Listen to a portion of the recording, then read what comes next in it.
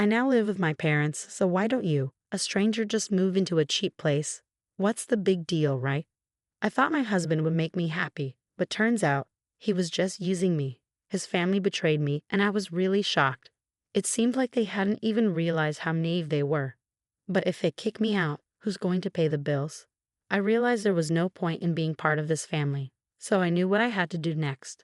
I got in touch with everyone and started getting ready. What happened to all the stuff? I had a company come and take it all away. The next day, I called another company and got rid of all the furniture and appliances.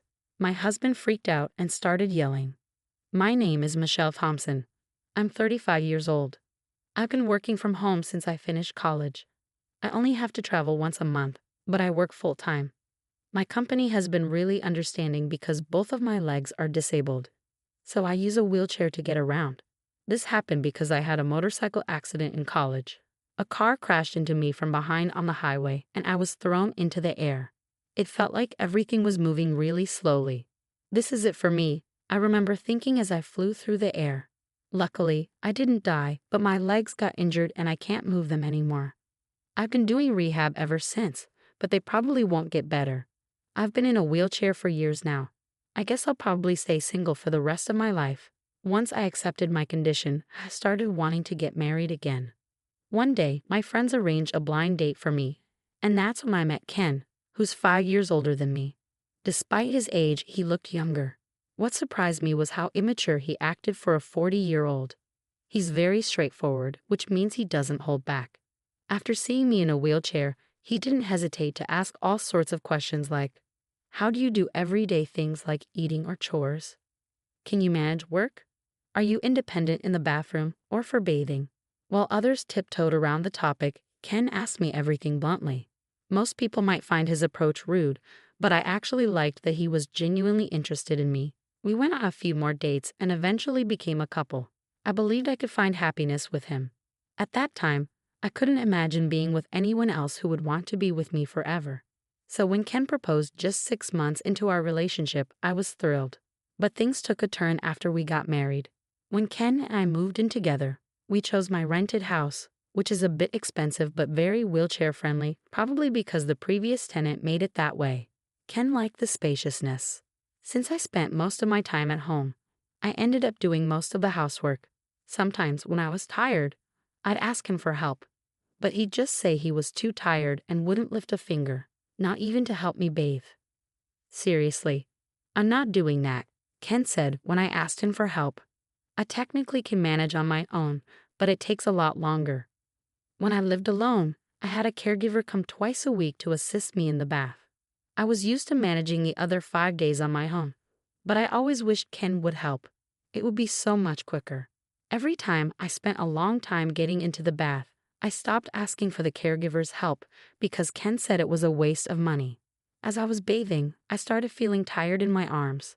The bathroom was originally designed to be accessible, which was one of the reasons we chose the place. But when Ken took a bath first, he wouldn't tidy up afterward. He'd leave the bath bucket out and shampoo bottles on the floor, which made things even more difficult for me. Hey, could you please think about making it a little easier for me when I bathe alone? Just let me have a bath without overthinking it, I asked him. But no matter what I said, Ken wouldn't listen. This house is designed for you to live comfortably. I moved in for you and you still complain, Ken argued. You wanted to move to Ken. When did I ever say that? This house was originally my place. That's why it's set up for someone in a wheelchair. The first time I invited Ken over, he seemed impressed by the spaciousness and the appliances. I'd love to live here after we're married, he said, admiring everything. But now he complains, saying things like, this handrail is such a nuisance. It's like living in an old person's home. Why would you say that? Yeah, I should have looked more closely before, I admitted to myself. It finally dawned on me after we started living together. Ken married me because of the house, the appliances, and the fact that I could manage household chores despite my disability. Ken received praise from his colleagues and friends for being a wonderful husband, but that's far from the truth. He's just taking advantage of the fact that I can do everything by myself despite my disability. And on top of that, he's been jobless and partying every night since we started dating. Realizing all this after getting married is heartbreaking and makes me want to cry. But despite everything, I haven't broken up with him. I keep telling myself that there must be some love there since we got married, right? Hey, can you give me some allowance? Ken asked. You received some just the other day, didn't you? I replied. Yeah, but I've already spent it, Ken admitted. Slowly, Ken started to depend on me for money without putting in any effort to work for it. I decided to reach out to Ken's mother for advice. Ken doesn't seem interested in working. What should I do? He's always been hardworking. Maybe he just needs a break. Even though she told me I could talk to her about anything, she always sided with her son. She'd say, it's natural since he's an only child. But I wasn't convinced. Since I've lost both my parents, I have no other family to turn to. I felt completely lost. I thought about discussing it with a friend, but the last time I mentioned my problems, they told me, I wish I had problems like that. Ken always seems to appear fine on the surface. That evening, Ken confronted me. Did you go talking to Mom about my work? He accused. Yeah, why? Would it bother an older person like her? I can't believe you. I responded. Seriously? Well, maybe you should work so I don't have to worry, I retorted. Ken stormed out after that. It's typical of him. He always leaves when things don't go his way and then returns drunk early in the morning. I'm back, babe, he slurred. It's early, don't disturb the neighbors, I cautioned. Keep it down, I added. Shut up. Don't boss me around, he snapped back. When he's drunk, he's out of control. All I can do in situations like these is stay quiet and endure it. I think I'm reaching my breaking point. I began to entertain the idea, but the thought of facing loneliness again was heart-wrenching. I was torn between enduring the current situation or spending the rest of my life alone. The idea of divorce started to weigh heavily on my mind. Then, out of nowhere, Ken brought up the idea of living with his parents. What? You mean they'd move in here? I asked, surprised. No, they'll move in here. Ken replied as if it was already decided that they would move in, without even discussing it with me. While I understand the desire to be close to aging parents, both of Ken's parents are still healthy. I couldn't understand why they would want to leave their own home to come live with us. Do they really need to stay here? It's going to be crowded with 4 people, and I work from home, so it'll be inconvenient. I expressed my concerns. You're always thinking about yourself, huh? I never thought you were this selfish, Ken accused. I'm just saying, why do they need to move here when they have their own place? Our place is bigger, more modern, and has all the conveniences. Plus, it's accessible for elderly people, I reasoned.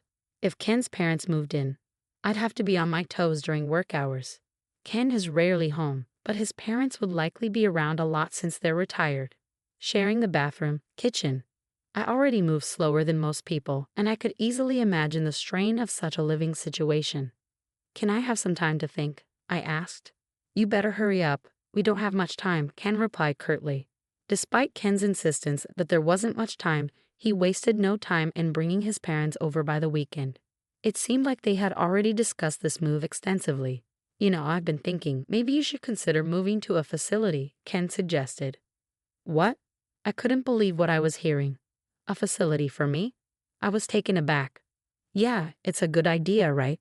You have your own limitations, right? In a facility, they take care of everything, Ken explained. It seemed like he wasn't just considering his parents moving in, but also the idea of sending me away. I'd visit you from time to time, he added casually. That statement jolted me awake. If not now, then when? Ken, what do you think I am to you, huh? You're my husband, right? Would you really tell your beloved wife to go to a facility? I confronted him. Hold on. When did I say I love you, Michelle? Ken's response made my anger boil. It was becoming increasingly clear that Ken was using me. Hadn't I known it all along? Wasn't it my fault for letting things get to this point? I felt like I needed to draw a line. Then, to my disbelief, Ken uttered even more shocking words. In this house, I'm going to live with my parents. You, an outsider, can go live in some cheap facility, he declared. What'd you just say? I looked to his parents, hoping for some support, but they just had unsettling grins on their faces. Why are you laughing? I demanded. What's the big deal, huh? Ken's parents responded with indifference. It seemed like things had been escalating too quickly lately. I couldn't shake the feeling that maybe they had their eyes on my home even before we got married. I knew I had to act fast and get these people out. Please leave, I said firmly. What? Leave now, I reiterated when they hesitated. How could you talk to my parents like that? Ken snapped, his anger boiling over. It was like I was seeing the real Ken for the first time. He was yelling at me with such fury. If he cared so much for his parents, why didn't he work hard and build them a house? Why did he have to take mine? My head felt like it was on fire. It's okay, Ken. Michelle must have been shocked since we came unexpectedly. His mother intervened. We just came to check the place today, his father added. Yeah, we need to check before moving in. Looks like there are more appliances than last time. Seems comfy to live in. It became clear they were here to stake a claim on my home. I took a deep breath, trying to calm myself as I filled my lungs with oxygen. Then, a sudden question popped into my mind. If I leave, how are they planning to survive? His parents are on a pension, and Ken's just a part-timer. I'm covering all the rent and living expenses. Who's going to pay the $2,800 a month? Do his parents think Ken's earning the living expenses? I voiced my concerns, but they were ignored as his parents cheerfully left. Ken followed them. I'm going to stay at my parents' tonight. Hold on, we need to talk, he said as he left. There's nothing to talk about. I, the man of the house, have decided. I won't change my mind, he declared before leaving me alone in shock. But I couldn't just stay like that. I immediately called a real estate agent I knew. Ken didn't return that night, probably celebrating with his parents. I quickly sorted out essential and non-essential belongings. When Ken returned the next day, he saw the organized stuff and laughed. Oh, started packing. Found a place to move to already? Ken asked, surprised by my swift action. Yes, I have, I replied, handing him a card. And here's the card of a divorce lawyer. Here you go, Ken. From now on, let's communicate through the lawyer. A divorce? Why? If you're kicking me out, there's no point in being married anymore, right? Ken tried to reason. Ken seemed taken aback by the mention of divorce. You can't live without me, right? He added, almost as a question. I don't understand what you mean. Who else would marry you? Ken responded, his arrogance showing. I can live on my own, but you said you wanted to get married. I reminded him. It was only then that I realized how arrogant and overconfident Ken was. He approached me thinking I was a lonely, disabled single woman. I'm independent, have money, and never struggle with my living. Plus, I stay home all the time, so I handle all the chores for him. I'm the ideal woman. Money keeps coming in even if he doesn't work. He thought I wouldn't leave because I couldn't find anyone else. That's why he was shocked when I casually brought up divorce. Why? You know, if you divorce me, you might be single for the rest of your life, Ken warned, revealing his insecurity. Well, if it means living a married life with you, I'd rather be single forever, I asserted. Whether I spend the rest of my life alone isn't for you to decide. I added, my usually submissive demeanor giving way to defiance. Ken seemed flustered, and I could tell he was panicking. I never thought he was such a weak man. I realized I had been putting up with him for far too long. Once I made the decision to divorce him, I felt a weight lift off my shoulders. I had been too focused on getting married. Anyway, you don't have to move out right away. I didn't mean to rush you into a facility that soon, I said. Oh, it's fine. I'll do as you wish. Don't worry, you won't find a place that fast. Think it over, okay? Ken replied, trying to regain control of the situation. I've already secured a place, so it's all right, I informed Ken. What? Wait a minute, isn't this too soon? Ken responded, clearly taken aback. I observed Ken's shifting attitudes, from smugness to panic. Dealing with him was becoming increasingly irritating as I calmed down. The facility staff are informed and know about my situation, so everything's fine. I reassured him, determined to move forward with my decision. When did you even set all this up? Were you preparing all along? Ken asked, clearly surprised by my sudden revelation. Yes, even before I met you, actually. I had been considering my retirement and had my eye on a certain facility. It's more like a condo. After an injury during my hospital stay, I read various investment books. I had decided to invest in stocks and real estate. I had diversified investments between my salary and my parents' inheritance. The facility I had my eye on, I had already purchased and had been renting it out for income. I never mentioned this to Ken. It's my hidden asset, I explained. We don't need to get a divorce. I get it. You can stay here. Let's live with my parents, Ken suggested. Do you not get it? Why would I ever do that? I responded firmly, feeling empowered by my newfound independence and decision-making. He seems pretty dense. Even after bringing up divorce, he still seems to believe he's the only one for me. I thought to myself. Sorry, but my mind's made up. What's your problem? I confronted Ken. You're so selfish. If you come crying back later, it's not my problem, Ken retorted. I won't be, so don't worry, I replied confidently, determined to move forward without him. Ken fell silent, lost in thought. Hours passed as I continued packing up my things. Then, I overheard Ken making a phone call. It seemed like he was speaking to his parents. It struck me as pathetic that he needed to rely on them for such decisions. Eventually, Ken approached me. Fine, we'll get a divorce. Just leave quickly, he said begrudgingly. Perhaps he would miss having me around to take care of the household chores. But he likely saw living with his parents as a way to avoid them. With that, Ken left for his parents' home. I'm going to talk to my folks about what's next. Get ready to move out quickly, he informed me. Yes, I'll do that, I replied, ready to start a new chapter of my life without him. I finished moving all my stuff within a week. During that time, Ken never showed up. We met again a day after the move was completed. As I was settling into my new home, Ken called me outside and asked, Hey, what's going on? This place is almost empty. Where are the appliances? I had a service pick up those items for me, I replied calmly. What?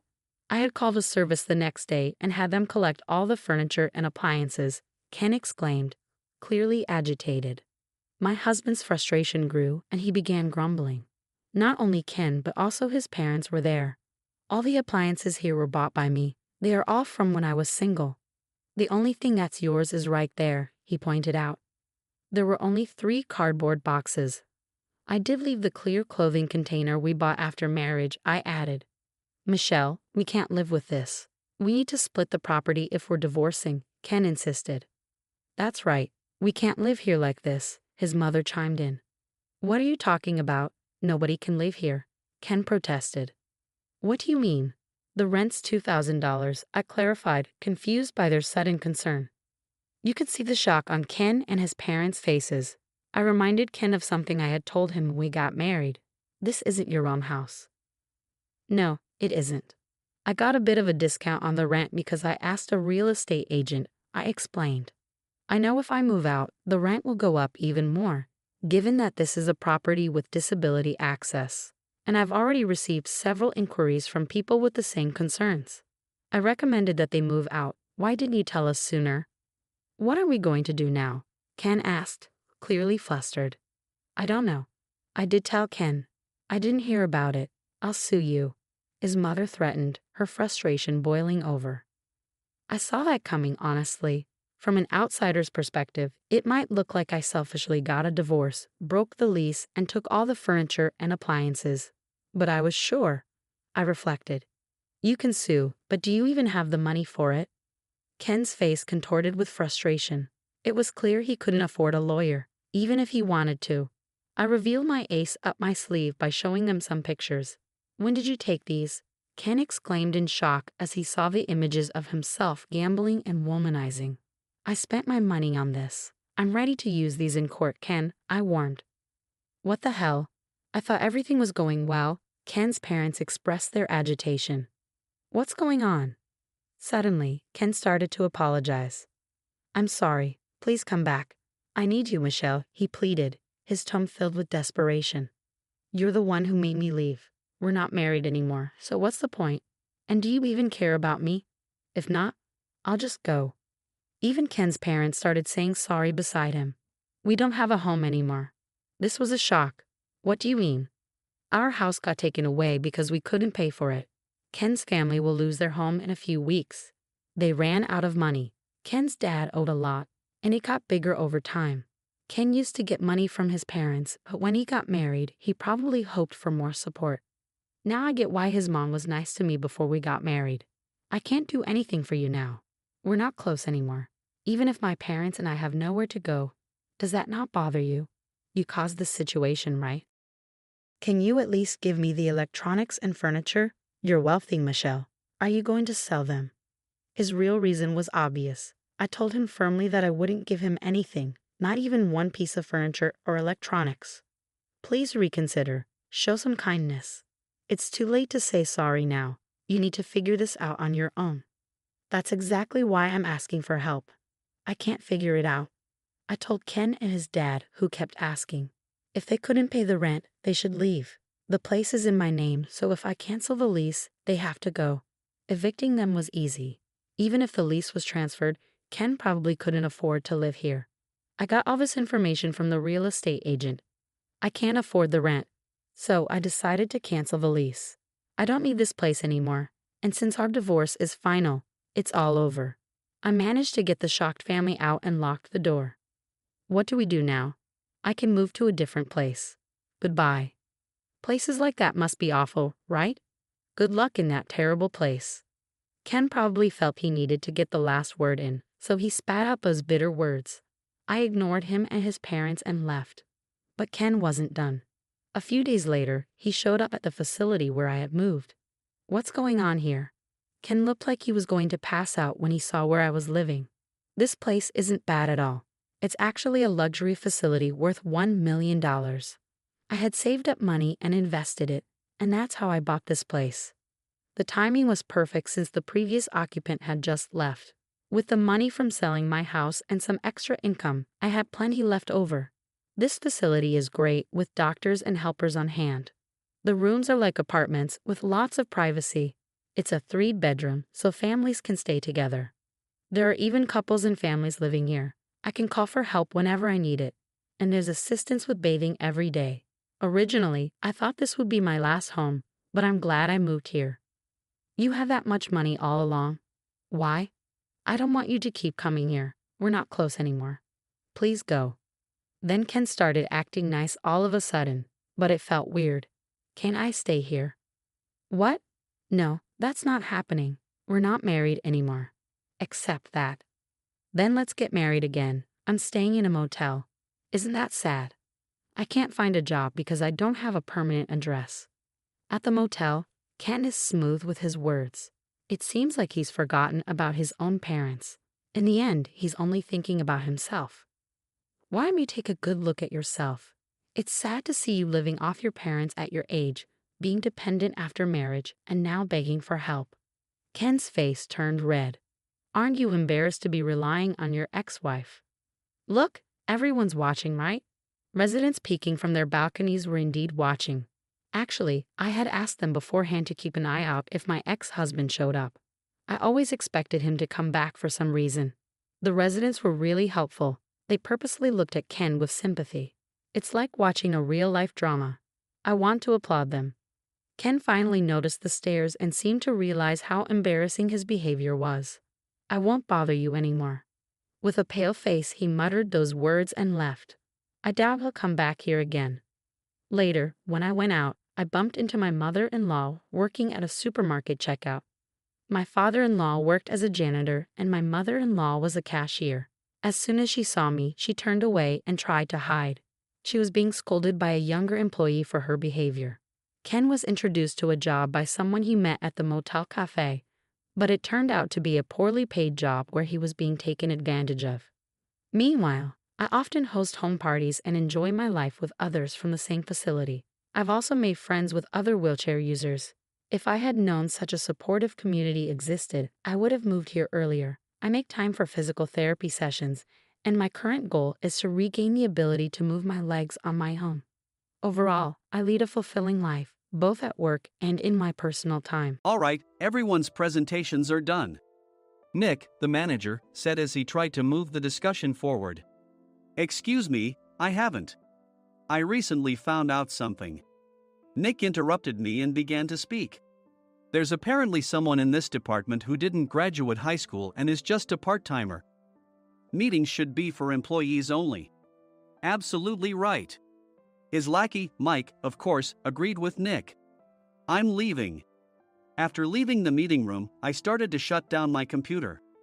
I noticed that an email had arrived, not in my personal inbox, but in the company's shared email. Thinking, there's no point in speaking up, no one will listen, I went home quietly.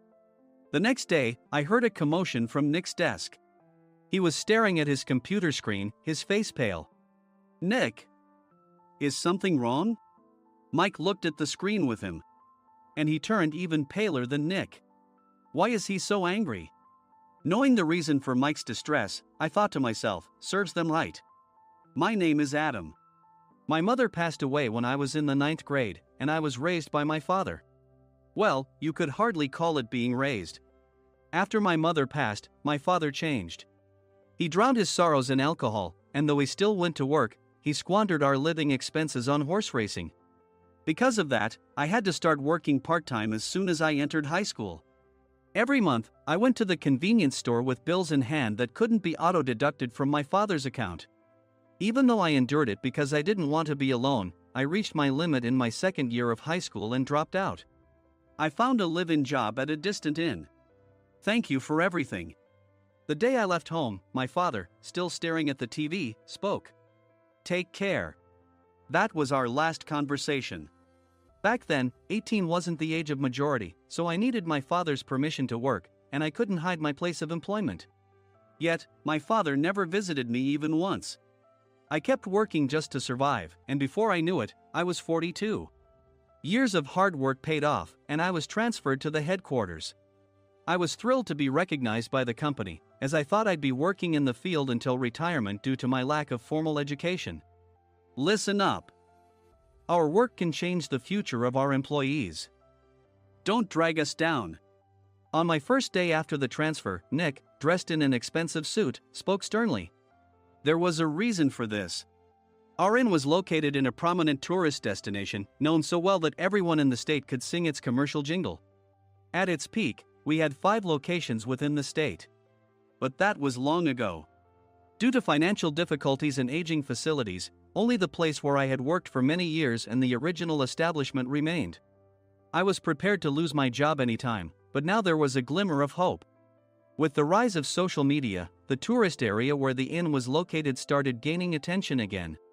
Depending on how hard the sales department, where I was transferred, worked, we could either thrive or be forced to give up this prime location to the new hotel chains continuously popping up.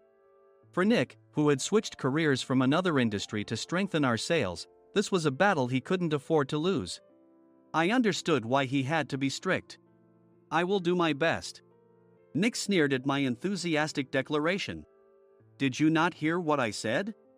I'm sorry. I thought I was listening carefully. Out of habit from years of customer service, I apologized reflexively, though I had no idea what had offended him. Someone was watching me with a smirk. In this department, there are those who are expected to excel and those who have been shoved here because they have nowhere else to go. You are the latter. It was Mike, the section chief. He's 7 years younger, at 35. But he was called to headquarters much earlier than I was and had been moving around within the headquarters ever since. I'm not jealous, but I can't accept that he's my boss. Graduating from a prestigious university, he has an unusually high pride and caused many problems as a newbie, making things very difficult for me when I was the front desk leader. When I found out Mike was transferred to the sales department a month before me, I was disheartened. Mike is right. With just a middle school diploma, there's not much you can do. Don't even think about achieving results. As if I didn't exist, Nick remarked, I'm thirsty. Mike eagerly ran to the coffee maker. It seems Mike is Nick's lackey. I regretted being happy about my transfer to headquarters, wishing I had stayed on site forever. Send a direct mail to every company on this list by the end of the day. Nick only assigned me tasks that even a new graduate could handle. What? There are over 1,000 companies. You want me to send to all of them by today? Yes, if you and your fellow misfits split the work, even those with nowhere else to go should finish by today. I glanced at the employees typing away expressionlessly. They were worn out from customer service, only thinking about leaving on time, or were women reassigned after having children, with zero motivation for work. Even Sam, a new graduate from the same university as Mike, who was supposed to be among the expected achievers, had no enthusiasm for the job, having joined the company wanting to do customer service. I don't care what they say, I plan to quit anytime, he said. Only Nick and Mike were highly motivated, making all the decisions between the two of them. I originally only wanted to work at the inn to survive and had no particular attachment to this job. I swallowed my words, thinking I had no right to reprimand them. About a month after the transfer, Nick told us with a frustrated look. To commemorate the 50th anniversary, we've decided to create a plan exclusive for one group per day. Originally, Mike and I were supposed to come up with it, but our president, Mr. Thompson, insists on hearing everyone's opinions. So, you all get a chance. As Nick explained, Mike began handing out prints. Make sure not to embarrass Nick. If your ideas are half-baked, you'll have to redo them. It seemed that they had printed his handwritten notes by Mr. Thompson, which included several questions and a section for free responses. It made sense why Nick had to seek our input, given that all responses had to be submitted to Mr. Thompson. We were given a week to think about it, and a meeting was scheduled to compile our ideas. My plan is to let guests enjoy both the old and modern America. Nick began the presentations. Guests would watch a master confectioner at a nearby traditional sweet shop make sweets in front of them. The welcome drink would be premium tea in a bottle. Nick's plan was certainly attractive. After his presentation, Nick called on us to present in the order we were seated. Just as I stood up for my turn. All right, everyone's presentations are done. Excuse me, I haven't. I recently found out something. Nick interrupted me. There's someone in this department who didn't graduate high school and is just a part-timer. He was likely talking about me. I joined the company as a part-timer and was made a full-time employee when I turned 20. That was 20 years ago, so Nick and Mike probably had no chance to know until recently. Meetings should be for employees only. Absolutely right. After that, Nick kept creating opportunities to solicit everyone's opinions, purposefully excluding me from speaking. The meeting unexpectedly heated up and went past the scheduled end time. A few people asked to leave, and the discussion continued with the remaining few. Still here? Normally, you'd leave in that situation. Though I had no attachment to the job initially, hearing kind words from customers made me want to make them happier. For someone like me, with nowhere to go, the inn was my home and customer service was my life. I felt pathetic about my current self. I'm leaving. I left the conference room and started shutting down my computer. I noticed an email had arrived, not in my personal inbox, but in the company's shared email. Thinking no one would listen to what I had to say anyway, I quietly went home. The next day, while preparing the DM as instructed, I heard a commotion from Nick's desk. In his haste to stand up, he hit his knee on the desk. He stared at his computer screen, his face pale. Nick! What's wrong? Mike, thinking he should be the first to rush over, approached Nick while still wearing his coat. He peered at the screen with Nick. And he turned even paler than Nick. Why is he so angry? Who is responsible for this company? Nick, more irritated than ever, asked, and Mike answered without checking. Probably Sam. Sam wasn't there because he was attending a morning training session for new hires. Nick gave up on getting angry and returned his gaze to the screen. They were looking at an email that arrived right after the end of the working day yesterday. Apparently, no one, including me, had checked it before leaving. The email was from a large company that used us for their annual employee trips. The president and executives of that company also frequently used our services personally. President of the company, Mr. Mason himself, had declared that neither he nor his company would ever use our services again. Well, some companies cancel their employee trips or stop using our services due to financial struggles. Let's just move on. Mike kept wiping the sweat from his forehead with a handkerchief. Knowing why Mike was so agitated, I quietly watched their interaction. Do you know how much revenue we get from that company? We can find other guests to fill the rooms, but we'll lose the banquet costs, gift shop revenue, rental car fees, and more. Moreover, the gifts were supposed to be prepared by the traditional confectionery shop involved in Nick's proposed plan. If it's known that we incurred such a huge loss at this critical time, Nick's position in the company would be jeopardized. Nick took a deep breath, seemingly trying to calm himself. All right, Mike. Go to New York right now and apologize to Mr. Mason. What? You're coming with me, right? I have urgent work to do. I trust you, which is why I'm entrusting this to you. Please. Mike, believing Nick's sincerity, agreed with a determined look on his face, saying, Yes. That's Nick for you. Even if Mike went to apologize, Nick would shift all the blame onto him if the client didn't change their mind. Well, it was Mike's fault to begin with, so it served him right. About 3 hours later, Sam answered a call from somewhere and repeatedly apologized, saying, "I'm very sorry." Everyone watched to see what was happening. After ending the call, he informed Nick with a weary tone. When Mike arrived at the client's company, he only made things worse, further infuriating Mr. Mason. He was demanding, "Get his boss here immediately." It was no wonder Sam was exhausted, dealing with such a call right after returning from training. "What is that idiot doing?" "All right, Adam, you're coming with me. If sacrificing Mike didn't work, then I must be next." Normally, I'd want to refuse at all costs, but I saw an opportunity in this situation. "If I can be of assistance, I'd be happy to join you." I obediently followed Nick, and we flew to New York. When we introduced ourselves at the reception, it became clear how serious the situation was, as the receptionist personally escorted us to the president's office. Angry voices leaked through the door, making both Nick and me uneasy. "Excuse me. I'm Nick, the supervisor. I understand my subordinate has caused you trouble, and I deeply apologize."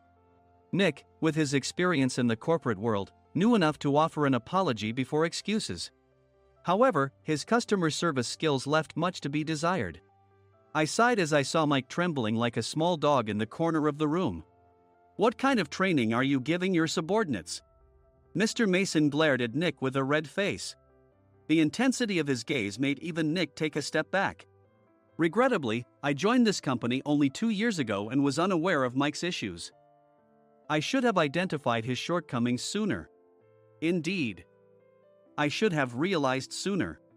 No sensible person would come to apologize and then give a lengthy presentation on the drawbacks of not using their in. Nick froze, his mouth slightly open. Suspecting the worst, I picked up the documents that had fallen to the floor. It seemed Mike hastily prepared these documents on the plane, listing the disadvantages. Disadvantage 1: if you change the venue for the company trip, employees might suspect it's for cost-cutting reasons, leading to a negative impression. Reading it aloud half-jokingly, Nick snatched the papers from my hand and checked the contents with a furious expression. Among the stack of documents was a receipt from a nearby convenience store's copy machine. I felt a pang of dread, hoping he hadn't shown the receipt as well. What do you think he said when I asked what kind of nerve he had to do this? I'm very sorry." Faced with the dire situation, Nick must have thought there was nothing left to do but apologize. In a voice smaller than I'd ever heard from him, he uttered words of apology. He said, "I'm a Harvard graduate. I don't believe I said anything wrong." "Mike, what have you done?" Forgetting his plan to pin the blame on Mike, Nick yelled loudly, even in front of Mr. Mason. "I didn't do anything wrong." "You're still saying that? Look at him." Mike pointed at me with a shaking hand. "I was assigned to headquarters in my 20s and now I'm a section chief. This guy only made it to headquarters at 42. Everything I've done proves I was right. So why are we losing the contract?" Having said his piece, Mike collapsed to the floor. "Of course. You were sent there because you had nowhere else to go." Mike never expected to hear such words from someone he looked down upon. He lunged at me, and Nick hurriedly stepped in to stop him. "Mr. Thompson told me Mike is a quick thinker, and to take good care of him." There's no way he was pushed aside. "Don't make things worse here. He didn't say quick thinker, he said only quick-witted, didn't he?" I don't remember that part." I recalled the many troubles Mike caused when he was a newbie. When Mike was on the front line, his pride was so high that he never apologized to customers. Customer service, especially in our job, doesn't work alone. It brings both good and bad situations. If the front staff or housekeepers made mistakes, or the cleaning company didn't properly clean a room, one had to apologize to the customers regardless of personal fault. Mike, in such situations, would never apologize, insisting he wasn't at fault. This often angered customers, and as the front desk leader, I frequently had to apologize on his behalf. He caused complaints and disrupted operations, which is why he was quickly moved to headquarters. In departments where he didn't interact directly with customers, his quick thinking was beneficial and things went well. But it seemed his flaws were starting to show. Corporate reservations are supposed to be entered into the system by the sales representative. But a quick check yesterday revealed that more than 10 items were missing from the client's reservation. The handover document clearly stated what needed to be prepared. Why didn't you enter it into the system? Why do we have to give them special treatment?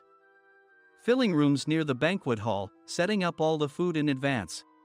Specifying the brand of wine, they're too demanding. No wonder he always angered customers, I thought, feeling a headache coming on. Grouping them in rooms near the banquet hall is for our benefit too. It makes it easier for the staff to set up beds and serve breakfast since everyone's schedule is synchronized.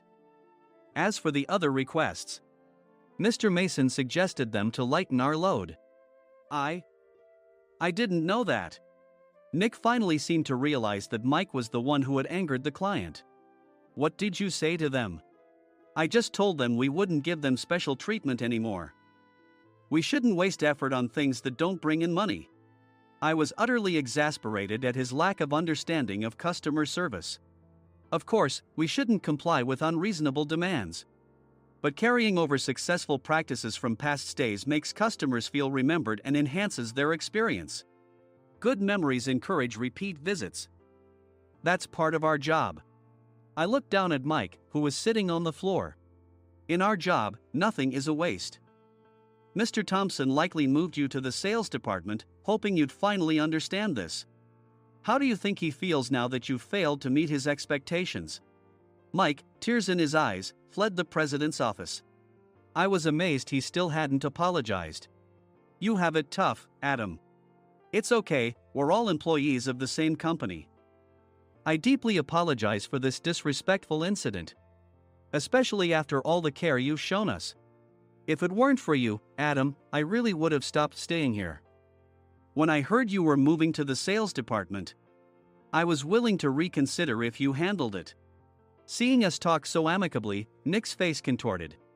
Do you two know each other? Adam's service is excellent. I always requested him specifically. Normally, we don't accept specific staff requests, but we made an exception for Mr. Mason, adjusting my shifts accordingly. He had personally stayed at our hotel just before my transfer, and during casual conversation, I mentioned, I'm moving to the sales department soon. If I hadn't told him then, things could have been much worse. Please continue to take care of us. I look forward to it. On the return flight, Nick awkwardly offered me a can of beer. It's still working hours.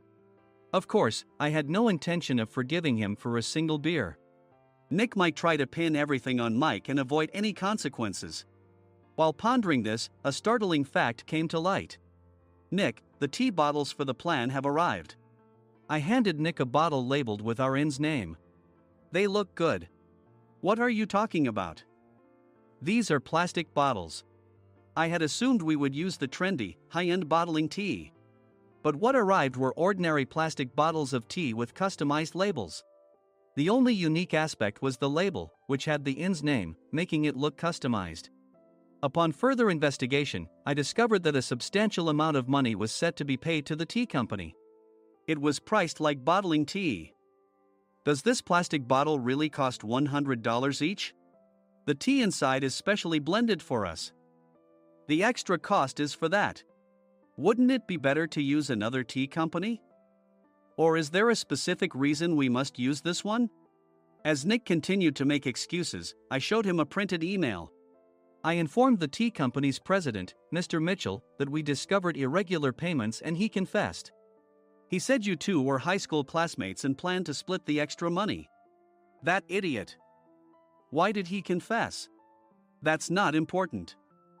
You should worry about yourself, this could turn into a police matter. Opening the bottle cap, I suggested. How about calming down with this tea? It supposedly has a relaxing effect.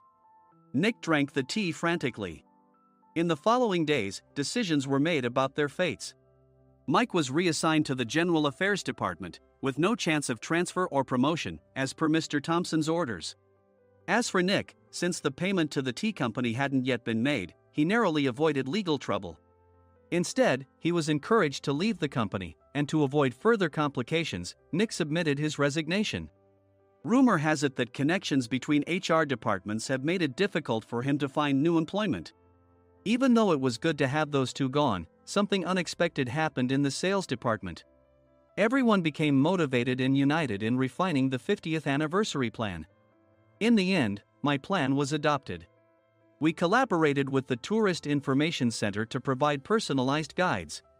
The plan, tailored to the number of guests, was truly special for the 50th anniversary. Hey, is Adam's family coming to stay? I immediately booked that special plan for my family. Sam noticed it on the reservation list and quickly picked up on it. Yes, I'm inviting my father.